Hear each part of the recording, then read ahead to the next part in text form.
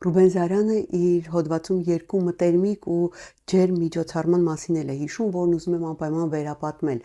Մեկը նկարիչ Հովհաննես Զարդարյանի ծննդյան 50-ամյակի նշումն է։ Զարդարանենց տանը մոտ 20 հյուրերի մեջ եղել է նաև Կոստան Զարյանը։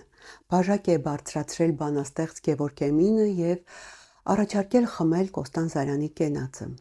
Էմինն ասել է. «Ոմանց տաղանդ է տրվում, ոմանց բախտավոր հանդիպումներ, ոմանց էլ այդ երկուսը միասին։ Օրինակ Կոստան Զարյանը դրանցից է։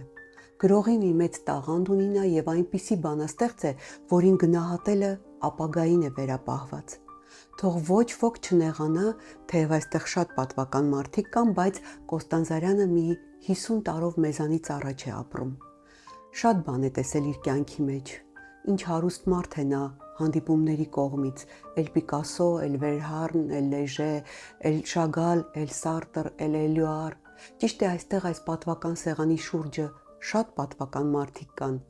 բայց թույլ տվեք բոլորիս համար պատիվ համարել մի այսպիսի մարդու կենացը խմել»։ Ռուբեն Զարյանն ասում է, Կոստան Զարյանը շփտում էր, շնորհակալություն հայտնում իրեն պարզած բաժակների համար, ասում է, ոչինչ չխոսեց, ոչ մի բառ չասաց, լուռ էր, միայն ժպտում էր ու գլխով շնորհակալություն հայտնում։ Հաջորդ օրը հանդիպելով փողոցում Կոստան Զարյանն ասել էր. «Երեկ շատ լավ երեկո անցկացրեցինք, այնպես չէ»։ Ռուբեն Զարյանն ասում է, հիշեցի գրող Ռաֆուն, որ ընկերական մի հավաքույթի ժամանակ նստում է անխոս ու լուռ, եւ երբ դուրս են գալիս, հիացած ու ուրախ ասում է. «Համա թե քեֆ արինք, հա»։